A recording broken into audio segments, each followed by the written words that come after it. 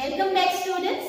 In last video of cell, the unit of life, we had discussed the difference between unicellular organism and multicellular organism. We had also seen the contribution that was done by various scientists to isolate these cells and prove that the cell has life. Okay? We had also briefly discussed with respect to the eukaryotic cell and prokaryotic cell, and also plant cell and animal cell. So today in this video we shall discuss in detail about the structure of a prokaryotic cell. Prokaryotic organisms are represented by bacteria, mycoplasma, cyanobacteria or PPLO, that is Pleuropneumonia-like organisms.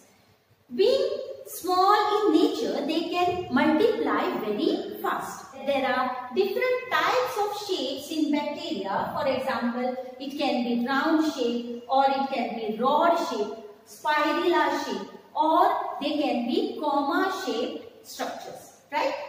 So we can see here in cocci itself, they can be tetrad, they can be coccus, they can be diplococcus, or in bacilli if we see they can be coccobacillus or diplobacillus or streptobacillus, and also we see vibriose type of organisms, spirochaetae or spirular shaped organisms. Since they have various shapes and functions, but still the fundamental structure of these organisms remains same. Okay?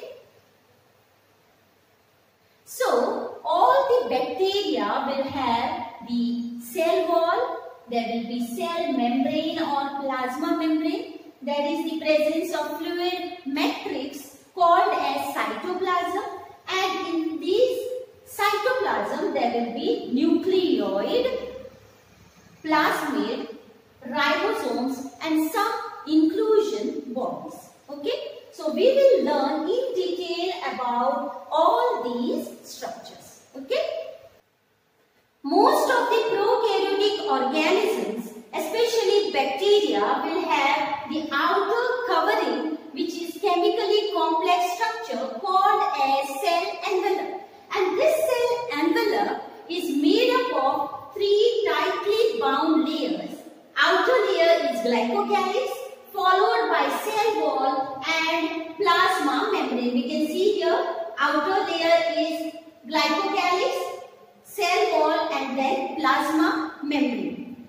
All these three layers have their own distinct function to perform, but together all these three layers gives the protection to bacteria, and therefore cell envelope is called as the protective unit.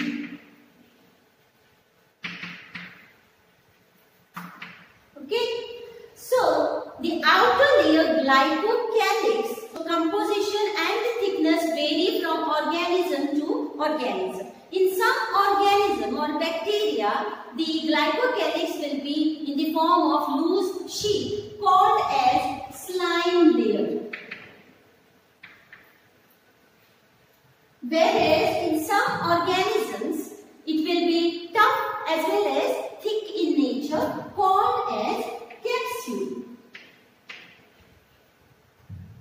So this is the structure which we can see. It is a loose sheet called as slime layer, and in some organism it will be tough capsule like structure. Okay? The cell wall, as we already know, it is meant for protection. So it is very rigid, it will provide support to this organism, and also it will prevent this cell from bursting. Two categories in bacteria, that is gram-positive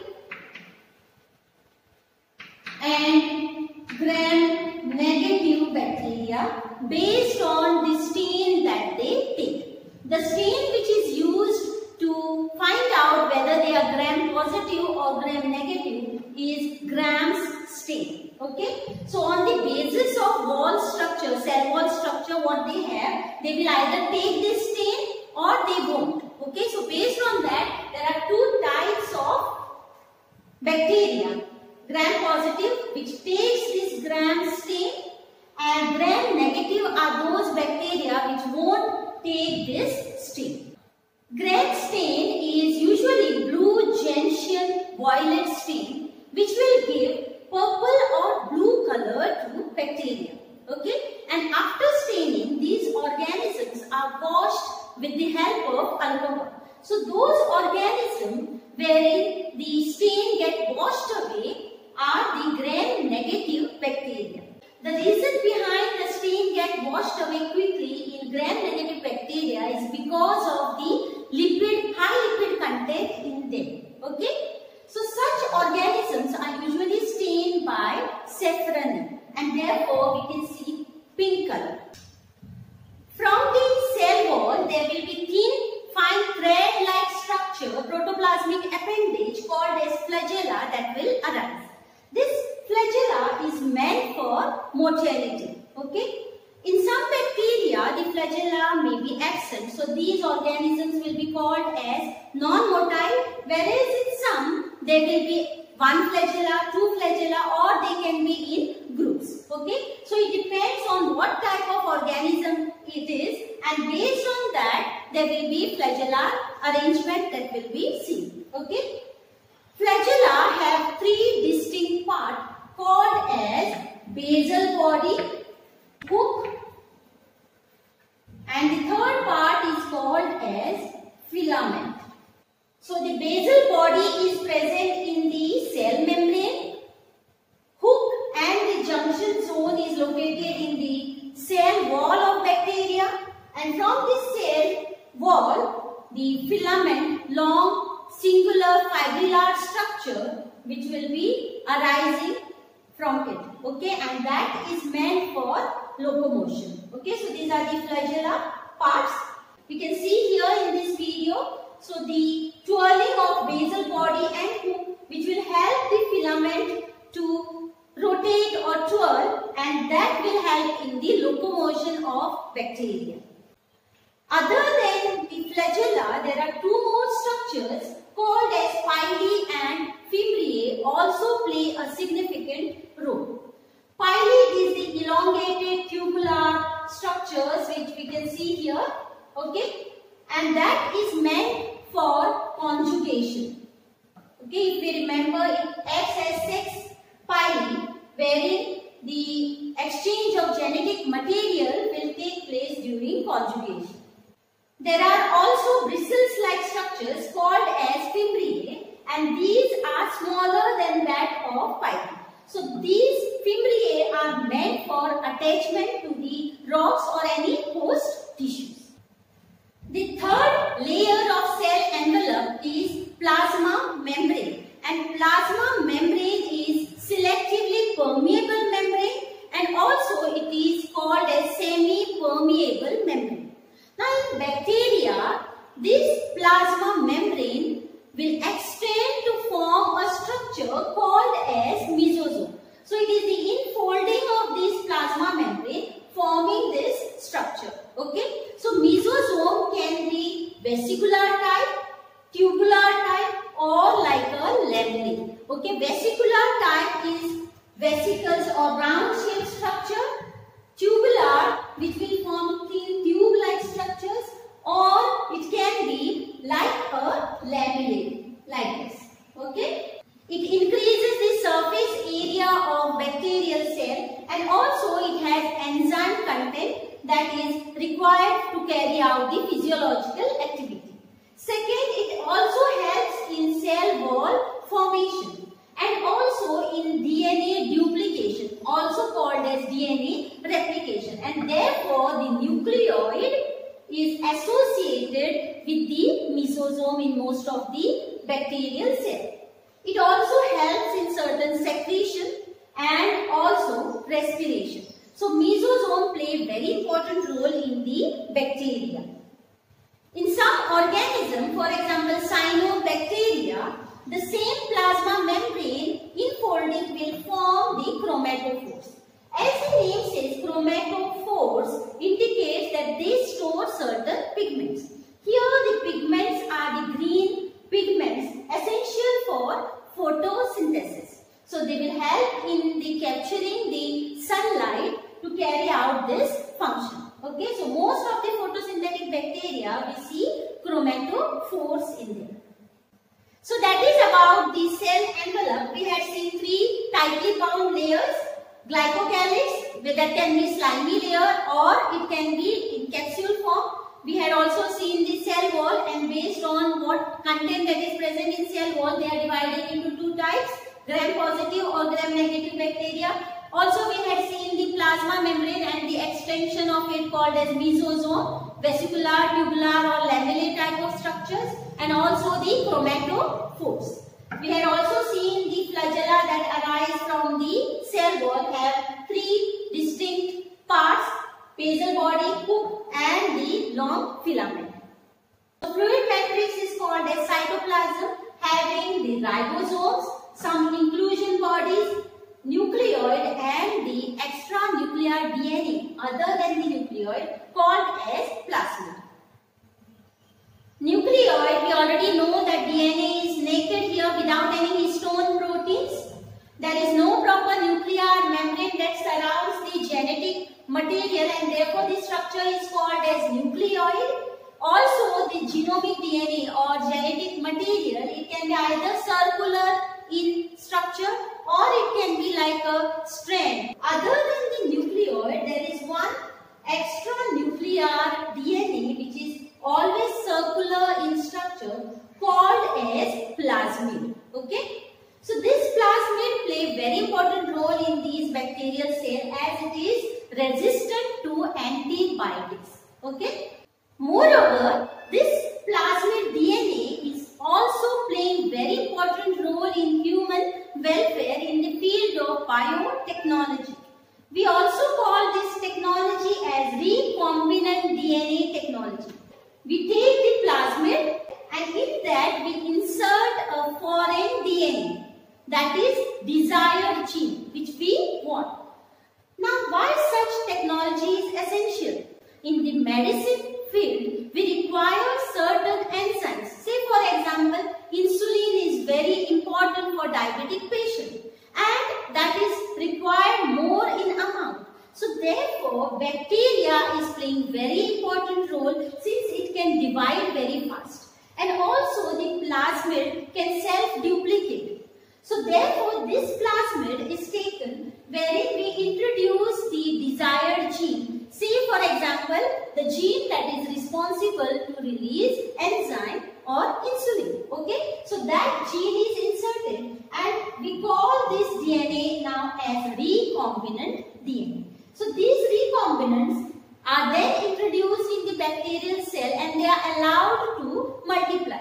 So as the bacterial cell multiply, such genes also will be obtained. And therefore, we can extract these genes or the enzymes that are required for human welfare. So, the plasmid monitor the bacterial transformation with the foreign DNA. In detail, you all will be learning in 12th standard. Okay? The next organelle is non-membrane bound called as ribosomes. Okay? These ribosomes play a very important role in protein synthesis. Okay? We should remember that the DNA or genetic material that is present in the bacteria will give rise to three types of RNAs.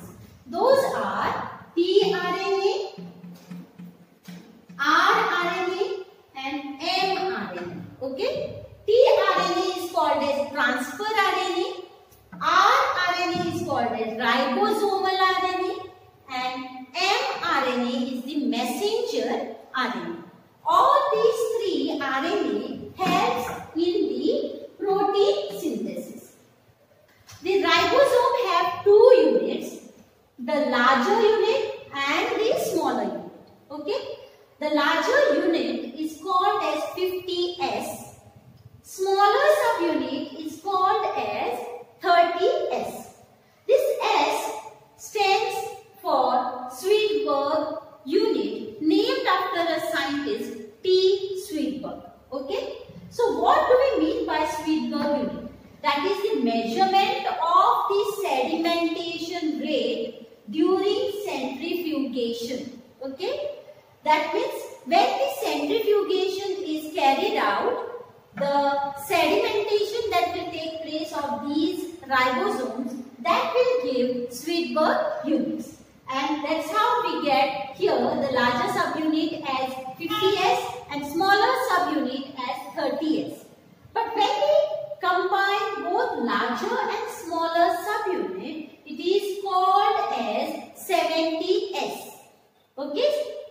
Not as 80S. If we calculate, it comes to 80, but it is not so. When we combine both the unit, it will be 70S ribosome. Okay? Usually, the smaller and larger subunits are scattered in the cytoplasm. But when it comes for protein synthesis, both the larger as well as smaller subunit will combine together, okay, and then the synthesis of these proteins will take place. Okay?